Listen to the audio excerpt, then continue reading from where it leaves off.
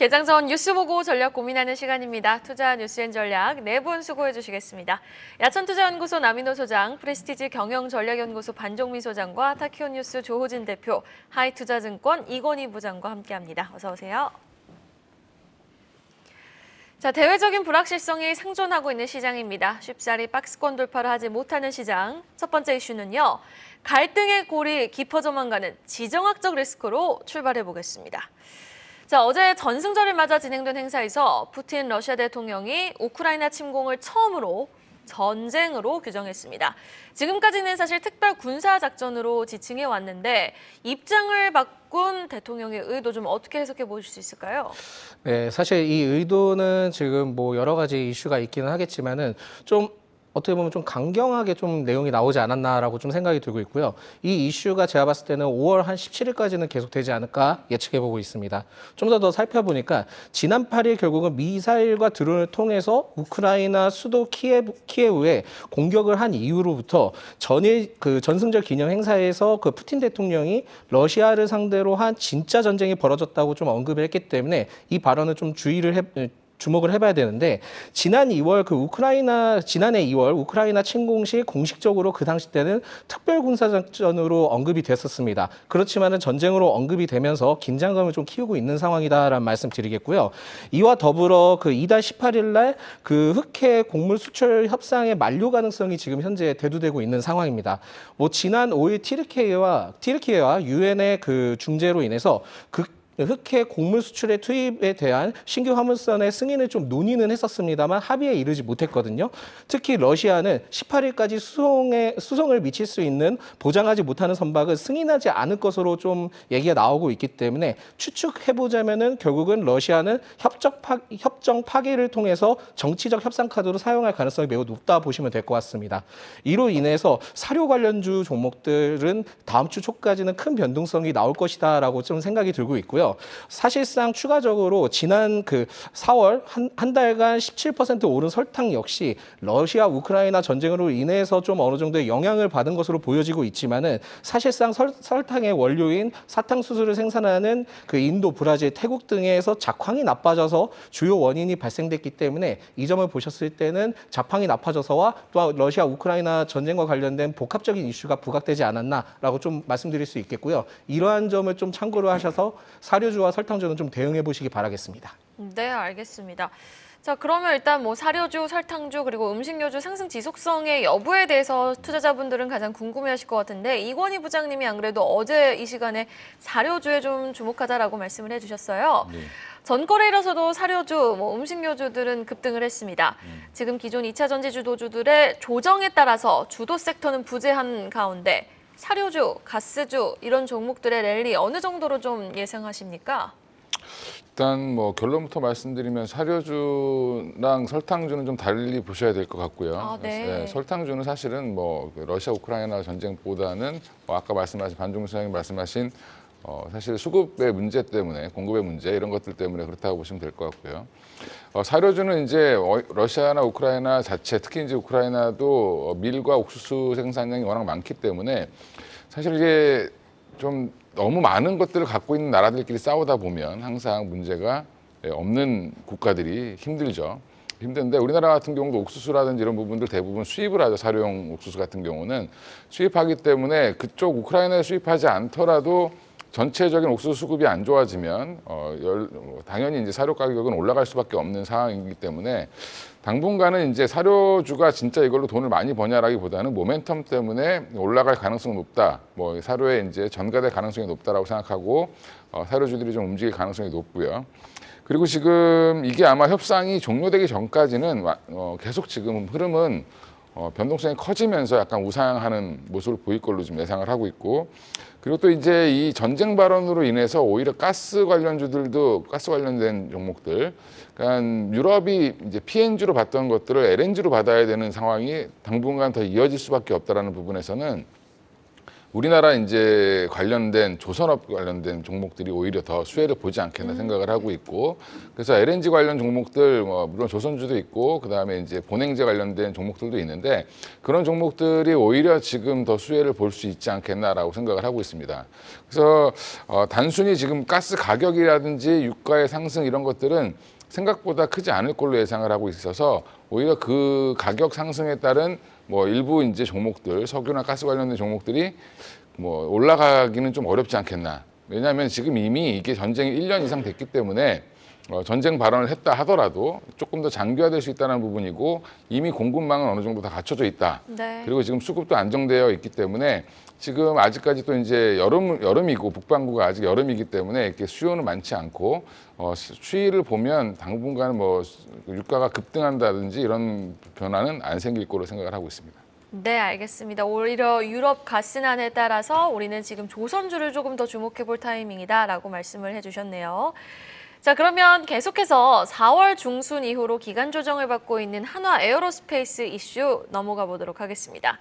한화 에어로스페이스가 하반기 중에 폴란드에 사상 첫 유럽 현지 법인을 설립을 한다고요? 네, 그렇습니다. 하나 에어로스페이스는 그 유럽 시장에 적극적으로 대응하기 위해서 그 폴란드의 법인 설립을 통해 생산 기지 확대 그리고 중동 수출 물량까지 앞으로 담당할 계획이다라고 밝혔습니다. 그 최근 장기간으로 치닫고 있는 그 러시아와 우크라이나 전쟁 등을 통해서 그 유럽 내 재래식 무기 수요가 증가를 했거든요. 결국은 이러한 상황들 때문에 하나 에어로스페이스도 역시 폴란드에 좀 거점을 마련하면서 그 교두보를 좀 마련하고 있지 않나라는 말씀드리겠습니다. 사실상 하나 에어로스페이스는 작년 하반기 폴란드와 K9 자주포 그리고 천무 등의 8조 2천억 원 규모의 무기 공급 계약을 체결을 했습니다.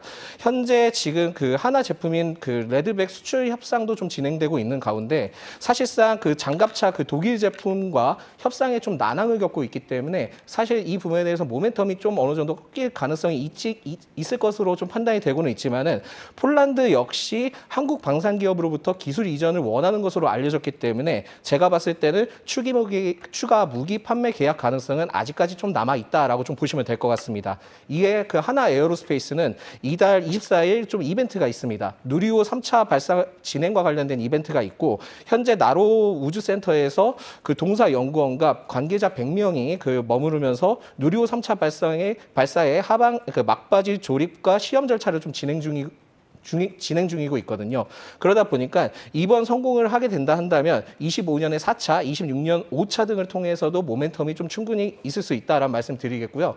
결론적으로는 지금 현재 흐름들을 봤을 때는 방산과 우주항공의 섹터는 아직까지 모멘텀이 남아있다라는 말씀을 드리겠습니다. 네, 알겠습니다. 방산과 항공 관련 종목들 지금 기간 조정을 받고 있기는 하지만 여전히 모멘텀 유효하다, 긍정적인 진단 내려주셨습니다. 자, 다음 이슈입니다. 어제 또 일제히 반등했던 게 조선 종목들 아니겠습니까? 조선주 이야기로 이어가 볼게요. 확실히 최근 시장 불확실성이 커지면서 실적이 좋은 숫자가 찍히는 섹터로 수급이 집중되고 있습니다. 대표적으로는 자동차와 조선을 꼽아볼 수 있겠는데 앞서 이건희 부장님도 이제 러시아 관련해가지고 유럽 LNG 선박 관련한 모멘텀에 조선주를 주목해보자라고 말씀해 주셨습니다. 전날의 조선주 반등 남인호 소장님은 어떻게 보셨습니까? 예, 우리말에 이런 말이 있죠. 오동잎 한 입 떨어지는 것을 보고 가을이 왔음을 알 수 있다 하는데요. 방금 소개해 주신 조선 기자재 관심 가지셔야 될 것 같습니다. 대표적으로 성광밴드하고 태강을 꼽을 수 있겠는데요. 성광밴드가 어제 실적을 발표했습니다. 증권회사의 컨센보다도 60%나 좋은 148억의 분기 수익을 발표를 했는데요. 그러니까 어떻게 됩니까? 조선 기자재, 성광밴드가 실적이 좋아졌다는 얘기는 그만큼 공급을 하는 업체들의 실적이 좋아졌다는 것 아니겠습니까? 대표적으로 한국조선해양, 삼성중공업, 이제 이름이 바뀌었죠? 하나오션 등 우리나라 3대 조선업에 관심 가져야 됩니다. 특히 메탄올이라든가 LNG 등 친환경 고부가 선박을 우리 대한민국이 최근에 거의 전 세계 수출량의 약 90%를 점유하고 있습니다. 이건 1, 2년에 끝날 문제가 아니라고 봅니다. 그동안 긴 터널을 지나온 조선 기자재, 피팅, 밸브 이 관련주들을 관심 가지셔야 된다고 판단합니다. 네, 조선주뿐만 아니라 피팅 밸브 기자재 쪽 우리도 계속해서 주목해 볼 필요가 있다라고 말씀해 주셨습니다. 그런데 또 지난달 세계 선박 수주가 한국이 중국에 크게 밀려서 2위를 또 차지한 것으로 알려졌거든요. 조선주는 사실 실적도 실적이지만 수주에 따라 주가 좌지우지되는 모습이 좀 강한데 향후 조선주 흐름 이건희 부장님 긍정적으로 보십니까?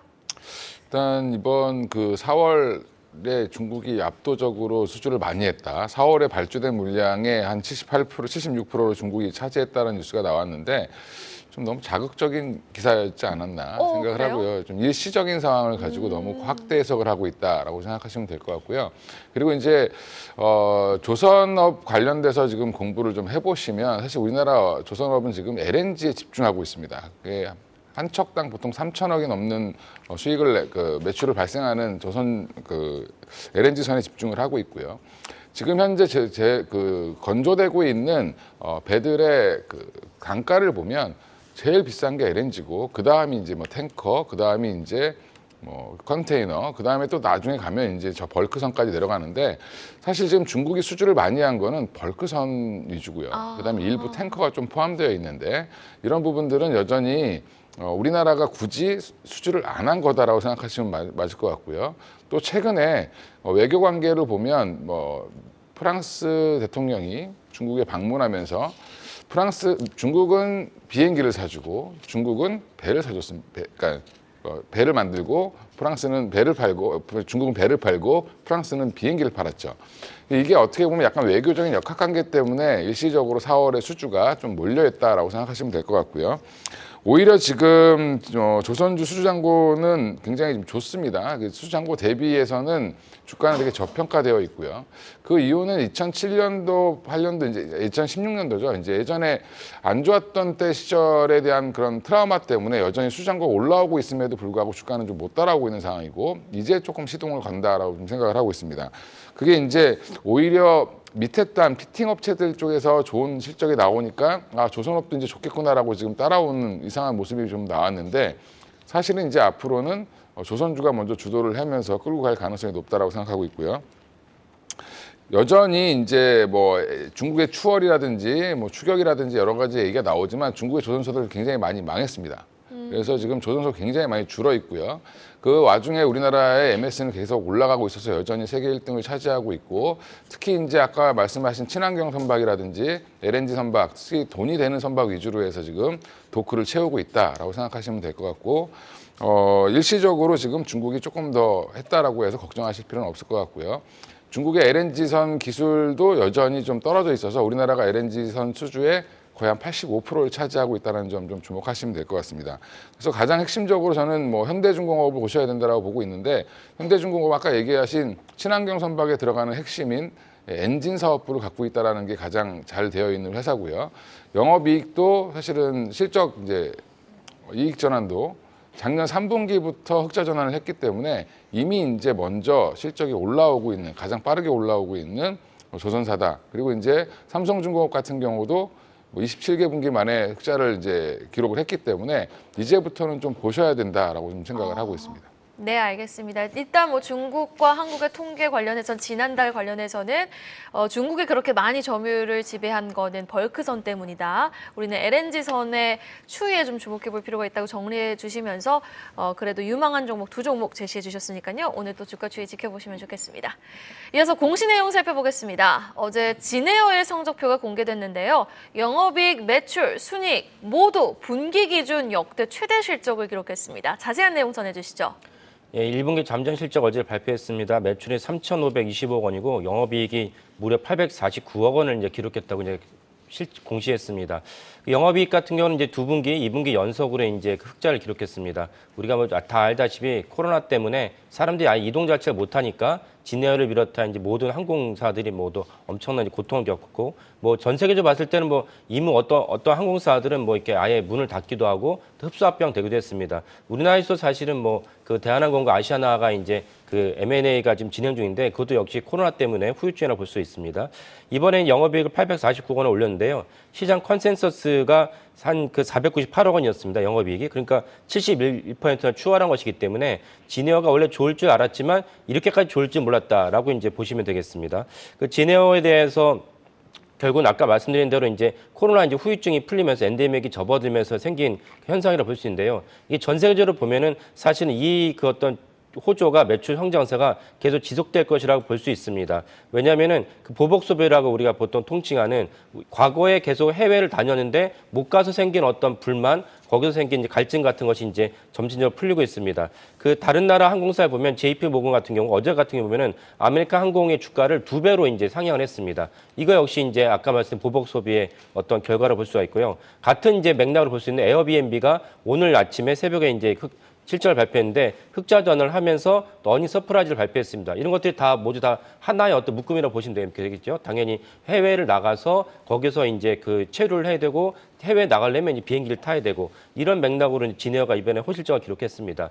또 하나 지정학적으로 살펴본다면 진에어는 사실 중국보다는 일본과 관련됩니다. 일본에 우리가 어떤 식으로 이제 맥락을 하느냐, 일본에서 관광객이 오느냐, 우리가 관광객이 가느냐에서 진에어의 매출이 이제 기대할 수 있는데 뭐 주지하다시피 지금 윤석열 정부가 들어서면서 중국과는 불편한 관계가 접어들었지만 일본과는 계속 이제 관계가 개선되고 있습니다. 이것도 역시 진에어에게는 이제 호재라 볼 수 있습니다. 이런 맥락에서 올 한 해 진에어의 그 매출과 실적은 이제 좋아질 것이다 이렇게 전망할 수 있겠습니다. 네, 알겠습니다. 진에어 매출과 실적 전망이 기대된다고 하니까요. 주가 추이도 한번 강한 흐름 다시 기대해 보도록 하겠습니다.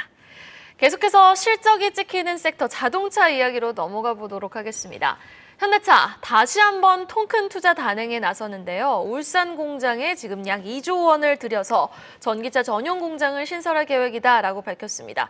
여기에다 정부도 함께 힘을 실었죠. 국내 전기차 관련 기술에 지금 투자하는 기업의 최대 35%까지 세액 공제를 제공하겠다라는 발표를 했는데 종합적인 내용 좀 전해주시죠. 네, 그 현대차는 29년 만에 울산 전기차 그 전용 신공장이 올해 4분기에 본격적으로 착공에 들어갈 예정입니다. 특히 그 2조 원을 통해서 신규 투자한 그 전기차 신공장은 25년에 좀 완공 예정이고요. 사실상 그 2025년 하반기에 본격적인 양산에 돌입하게 된다면은 연간 최대 15만 대까지 생산을 할 계획을 발표하고 있기 때문에 전체적으로 캐파가 굉장히 좀 늘어날 가능성이 매우 높다라는 말씀드리겠습니다. 이전에 현대차는 그 2030년까지 총 31종의 전기차 라인업을 그 갖추고 국내 그 전기차 분야에 총 24조 원을 투자할 계획을 밝혔는데 이 24조 원의 투자 계획에 대해서 이제 본격적으로 더 강하게 추진할 수 있지 않을까라고 보고 있습니다. 특히 전일 그 기재부에서 조세특례 제한법 시행령 개정안 및 시행규칙에 따른 그 개정안을 각각 입법을 좀 예고를 했기 때문에 이 점을 좀 참고를 해야 되는데 올해 1분기부터 이슈가 됐던 반도체 세액 공제에 관해서 지난 4월 KH스법으로 불렸었던 그 공표되었던 부분에 대해서 후속 조치로서 전기차 생산과 충전 기술 등 총 5개의 기술과 3개의 시설 분야에 대한 세제 혜택이 강화된 부분들을 밝혔습니다. 결국 이러한 상황들을 봤을 때는 세액공제 비율이 뭐 기존의 KH스법처럼 그 대기업 및 중견기업은 최대 25% 그리고 중소기업은 35%로 앞으로 적극적인 투자를 좀 기대를 해볼 수 있을 것으로 좀 예측이 되고 있고요. 이러한 상황들을 봤을 때는 언제 시점이 되느냐가 제일 중요한 포인트인데 개정안의 입법 예고와 국무회의 등을 거쳐서 다음 달 초에 시행될 예정이기 때문에 이게 본격적으로 이루어진다 한다면 현대차는 좀 더 공격적인 투자를 진행을 해볼 수 있지 않을까라고 보고 있습니다. 최근에 이 현대차는 LG 에너지 솔루션과 미국 배터리 합작 공장 설립 방안 등을 추진을 하고 있기 때문에 제가 봤을 때는 현대차는 좀 더 상승할 가능성이 있지 않을까라고 보고 있고요. 그렇다 한다면은 이제 기아차도 같이 상승할 수 있지 않느냐라고 보지만은 기아차는 좀 아쉬울 수 있습니다. 왜냐하면은 지금 기아차가 광명 오토밴드를 통해서 전기차에 대한 그 공장을 좀 설립할 예정인데 이게 지금 현재 수도권 과밀 억제권에 포함이 돼서 세액 공제 받지 못할 가능성이 있기 때문에 일시적으로 좀 주가는 눌릴 가능성은 있지만은 그렇다 한다 하더라도 이 부분에 대해서 어느 정도 리스크가 회복이 된다 한다면은 주가는 다시 탄력받을 가능성이 있지 않을까라고 보고요. 이뿐만이 아니라 그 전기차 충전과 관련된 기업들도 좀 눈여겨보시는 게 좋겠다라는 말씀 드리겠습니다. 네, 알겠습니다. 관련 종목들 다시 한번 주시해 보시면서 투자 전략 다시 잘 정비해 보시면 좋겠네요. 계속해서 수급이 유입되는 종목에 주목해 보겠습니다. 네이버입니다. 이번 실적 워낙 잘 나왔죠. 예상치를 크게 웃돈 성적을 공개한 이후 외국인의 순매수 1위에 연이틀 이름을 올리고 있는데 네이버 지금 카카오의 수급, 실적 주가, 뭐 삼박자가 모두 디커플링 현상을 보이고 있어요. 어떻게 예, 보세요? 그렇습니다. 2년 전이죠. 우리가 코로나로 암울했던 주식시장에서 정말 시장의 선도 역할을 했던 게 네이버와 카카오, 우리가 합쳐서 네카오라고 말했죠. 선도 역할을 했었습니다. 그런데 최근 들어서는 양사가 조금 다른 행보를 보이고 있습니다. 방금 예수 앵커 말씀대로 1분기 실적을 봤더니 네이버는 전년 동기 대비해서 약 9% 더 좋아진 3,500억의 순이익을 낸 반면에 카카오 같은 경우는 안타깝게도 전년 동기 대비해서 50%의 수익이 감소한 그런 부진한 실적을 냈습니다. 그러다 보니까 주가가 바로 네이버 같은 경우는 어제 1.9% 좋은 모습 보였는데 카카오는 오히려 주가가 내려가는 그런 모습 보이십니다. 여기서 제가 중요한 말씀 드리겠습니다. 여러분 네이버와 카카오 고점 아십니까? 네이버는 일단 그 고점이 46만 원이었습니다. 지금 현재 가격 21만 원입니다. 반토막이 더 내려갔다는 뜻이고요. 다음 카카오는 어떻습니까? 고점이 17만 원이었습니다. 지금 현재 5만 7천 원 감원한다면 절반이 아니고 3분의 1 토막이 났다. 왜 제가 이 말씀 드리냐?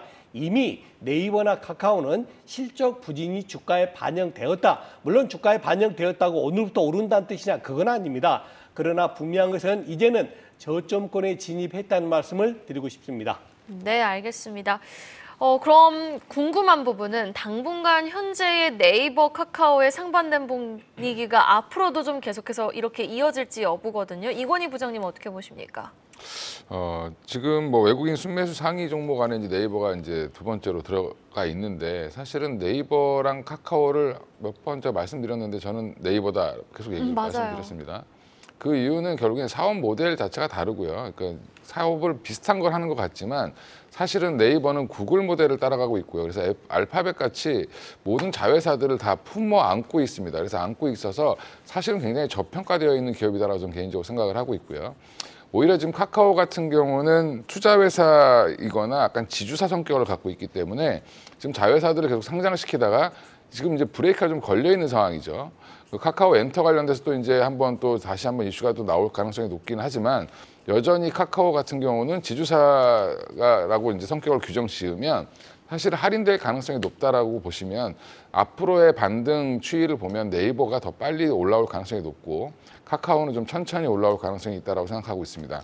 그래서 지금 네이버 또 내용을 보면 여러 가지로 이제 지금 기대감이 좀 살아있죠. 실적도 잘 나온 데다가 항상 예상보다 잘 나왔다는 게 중요한데 예상보다 잘 나오고 오히려 이제 뭐 챗 GPT라든지 이런 관련된 AI 관련된 사업도 지금 굉장히 진심으로 열심히 하고 있던 기업인데 이런 부분도 올해 안으로 지금 올 여름에 이제 하이퍼 클로버 X라고 해서 새로운 것들을 이제 내놓을 거에 대한 기대감도 좀 여전히 살아있기 때문에 네이버 여전히 좀 주목해 보실 필요가 있을 것 같고요. 반면에 이제 카카오는 그것도 좀 늦어졌다. 이 GPT 관련된 사업도 조금 딜레이 됐다라는 얘기가 좀 나오면서 어제 또 뭐 실적도 좀 상반되게 나왔는데 이런 앞으로 계획들도 좀 차질을 카카오는 좀 빚고 있고 그다음에 네이버는 좀 순항하고 있기 때문에 여러 가지 사업들이 잘 순항하고 있다라는 부분에서 네이버의 반등은 좀 의미 있는 반등이다라고 생각을 하고 있습니다. 그럼 지금 신규 매수도 좀 고려하시는 분들은 어느 정도 선에서 매수가를 잡고 들어가 보는 게 좋을까요? 어차피 네이버를 사시는 분들이 뭐 단타를 치시는 분들은 아닐 테고, 예, 그럼 지금 가격은 사셔도 되는 가격이다라고 생각을 하고 있습니다. 예. 네, 알겠습니다. 네이버에 대한 여전히 긍정적인 진단 들어봤습니다. 공시 하나 더 체크해보죠. GS 리테일도 호실적을 공개했죠. 예, GS 리테일이 아까 말씀드린 대로 1분기 잠정 실적을 발표했습니다. 우리나라 공시 규정상 15% 이상의 이제 그 변동이 있으면은 그 잠정 실적을 발표해야 되는 공시가 있습니다. GS 리테일이 이제 매출은 이제 뭐 그렇게 뛰진 않은데 GS 리테일이 원래 이제 전망했던 건 무엇이냐면은 코로나 이제 인플레이션 수혜주로 봤습니다. 왜냐하면 인플레이션이 올라가면은 사람들이 이제 실질적 가처분 소득이 줄기 때문에 어쨌건 뭔가를 소비해야 되는데 외부에 가서 먹던 음식을 GS 리테일, 그러니까 GS25를 운영하고 있죠. GS25에 가서 소비할 것이라고 여겼습니다. 이 전망은 맞았는데 그래서 이제 편의점의 매출은 올랐습니다. 근데 다만 이제 편의점의 영업이익은 이제 줄었는데 그것은 아마 GS25의 그 전체 운영에서 뭔가 좀 문제가 생겨가지고 불필요한 이제 비용이 상승했던 것으로는 이해가 됩니다. 근데 GS 리테일 전체를 이렇게 이끌어낸 실적은 이제 호텔이었습니다. 그 호텔을 갖다가 그 GS그룹도 갖고 있습니다. 우리가 보통 잘 알지 못하는 많은 기업들이 호텔 사업을 영위하고 있는데 GS그룹도 이제 그 강남의 파르나스를 이제 GS그룹이 운영하고 있죠. GS 리테일 호텔을 갖고 있는데 호텔이 이제 분야에서 무려 60% 가까운 매출과 영업이익은 143%가 뛰었습니다. 이것도 역시 이제 코로나가 끝나면서 엔데믹을 접어들면서 사람들이 소비를 하면서 생긴 현상이라고 볼 수가 있습니다. 이런 점들이 GS 리테일에 이끄는 실적인데 여기에서는 추가로 이제 GS 리테일을 갖다가 올해 내내 이제 긍정적으로 보내는 리포트랑 전망인데 그 이유는 무엇이냐면은 GS 리테일이 21년에 무려 2년 전에 GS 리테일과 GS 홈쇼핑을 합병을 했습니다. 합병을 했는데 양사가 합병을 했으니까 그냥 시너지 1+1을 하면 2가 돼야 되는데 심지어 1+1이 2가 안 됐다는 것입니다. 그러니까 이 부분도 이제 GS 리테일 결국 개선한다면은 홈쇼핑과 리테일 분야가 합병을 해서 생긴 그 단순한 매출만 회복을 한더라도 지금 현재 저평가라는 것입니다. 그러니까 이런 것이 결국 올해 내내 이제 개선될 것이라 보고 있고 또 하나 중요한 점은 그 이제 2분기가 되면은 GS 리테일의 중요한 게 편의점인데 2분기가 접어들면 이제 계약이 되고 계약이 되면 이것이 이제 매출이 또 호조가 됩니다. 그래서 이게 학생들이 가서 편의점에서 이제 매출을 일으키니까요. 이런 점도 사실은 2분기에는 이제 더 호조라고 볼 수가 있습니다. 국민연금이 어저께 GS 리테일에 대한 지분을 늘렸다고 공시를 했습니다.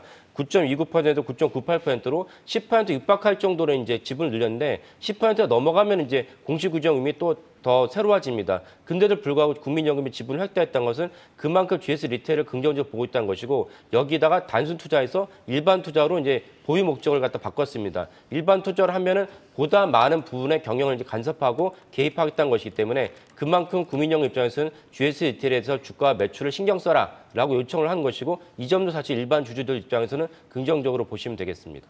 네, 알겠습니다. 지금 또 NC소프트도 실적을 발표했습니다. 영업이익, 매출 모두 컨센을 추정치를 상회하면서 오늘 주가 추이 계속해서 팔로우 해보시면 좋겠네요. 마지막으로 이번 주 CPI 발표를 앞두고 크게 움직이지 못하고 있는 미국 증시에 대한 진단 기사로 마무리해 보겠습니다. 사실 올해 들어 S&P 500 지수가 8% 가까이 올랐거든요. 여전히 산적한 악재 대비해서 시총이 큰 빅테크주들이 움직여주면서 힘을 내준 건데 추가적으로 좀 더 오를 수 있다라는 진단이 나오고 있다고요? 네, 그렇습니다.